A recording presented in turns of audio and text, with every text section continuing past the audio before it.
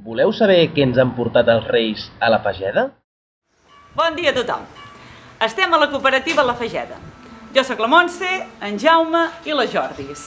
Avui, dia 7 de gener, ens ha nascut un vedellet mascle. Ha nascut amb uns 30 quilos i com que ahir era dia de Reis, em sembla que li posarem Gaspar. Què us sembla? Avui també ens ha vingut a visitar una colla de gent. Hola! Hola! Bon dia!